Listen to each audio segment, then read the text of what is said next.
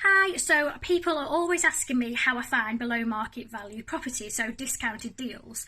I was going to do 2 blog posts this month. I put it out there as a goal, but it's just not going to happen because I am absolutely bogged down in property work and the holiday flats. So next month, hopefully I get round to actually writing a post, but I think this is the quickest way just to get information out there. And I love to talk, so why not? I think the biggest thing is to view everything. I think a lot of people have got a very strict searching criteria in their area, and I think as investors, most people are looking for the same stock. So everyone's looking at the same thing, everyone's haggling over the same property, fighting over the same deal, and then it just pushes the price up and up and up. And some of my best deals actually are properties where I've sort of looked a little bit outside the box. So just to give you an example of that, this was about maybe a year and a half ago. There was a 1-bed terraced house on the market, and it was a bit of a quirky one because it used to be a shop. It was on a residential road, but it used to be a shop, and it had been converted probably about 60 years ago into a terraced house, but it hadn't been done very well, so it was a really strange layout, wasn't a really good use of space at all, and it was a 1-bed. So no one's viewing it because no one's searching. In their search criteria, people are looking for 2 to 3 beds or 3 to 4. No one's looking for 1-bed houses, so it wasn't even getting viewed.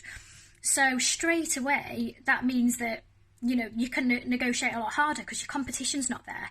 I think off the top of my head, it was a repo. We got the price right down because no one else was offering. I think we negotiated for, a few weeks on this because with repos it's a little bit more tricky after there's time frames involved before they can start reducing the price. So we got the offer accepted at just under £40,000, so 39,999. So there was no stamp duty on that.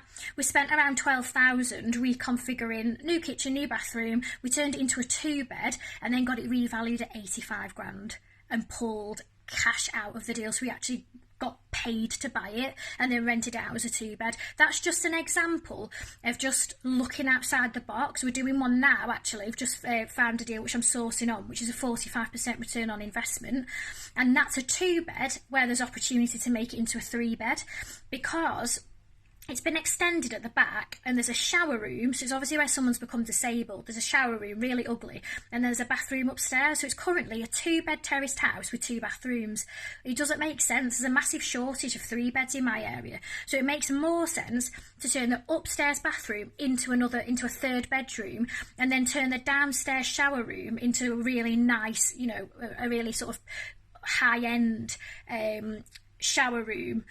And people say, oh, well, do you really want a downstairs shower room? Well, it's not the best situation in the world, but at the end of the day, it's not a flip, it's a rental, and it'll rent out all day long, and I know that because I've previously rented out properties like that. So again, that's where your knowledge of the area really comes into it, and also knowing what the end strategy is. So if I was going to flip that, it wouldn't work. I wouldn't flip a property that's got a downstairs shower room and not an upstairs bathroom. But as a rental, it's fine. It works all day long. I'm really, comfortable with that. And by adding that extra value, I've massively uplifted the value of the property. So sometimes it's not always about picking a property up really discounted and really cheap. It's just about actually seeing what value you can add by looking outside of the box. Obviously you've got your run-of-the-mill properties where you do pick them up dirt cheap, you renovate them, and that's pretty standard. But I think to find extra deals, it's definitely looking at other things that maybe people aren't quite looking at. Also, I would say with flips, I think this is just, by the way, for the market at the moment. The market changes all the time. It's changed a lot since I started investing. So this information is just for the market right now. And obviously with Brexit, we don't know what's going to happen. But just with the information I've got right now and sort of looking at the market, because there's such a shortage of good quality stock and just stock in general, certainly where I am in the northwest, there's a massive shortage of really good quality stock. So I really, really believe you can flip anything if the quality is good enough, and that's what is absolutely key, is the quality has got to be better than everyone else. So you go in for the really gorgeous bathrooms, the really amazing, it's not just your bog standard white and black kitchens. It's going for more of what's just eye-catching, the dark blues, the greys, the things that are really in at the moment, and just adding that extra touch of quality. If you can bring something to the market that actually is exceptional, you will sell absolutely anything. Whether it's a terraced house, it's a flat, it will sell, because people are looking for good quality stock, and it's just not there. So again, it's not necessarily then having to buy it mega cheap. Yes, you've got to buy at the right price, and you've got to run your figures, of course. But if you're going to do an amazing job, you can get much more than the competition, because you're offering something that's way better. So just bear all these things in mind. Another great way, so obviously off-market deals, great way of getting good deals. So I've had loads of amazing deals from landlords through leaflet campaigns. So sending leaflets out. I don't deliver them myself, I'll get someone to distribute them. It just says I buy houses, and they give me a call and we can have a chat, I'll go around for a coffee. That's a good way. You can do the signs, like the billboard signs, and tie them to lampposts. You see that quite a lot. Word of mouth. I've had some deals where we've been doing a refurb and the neighbours come out and said, oh, what are you doing there? And then say they're looking to sell, and then they get my details, and again, it never goes on the market.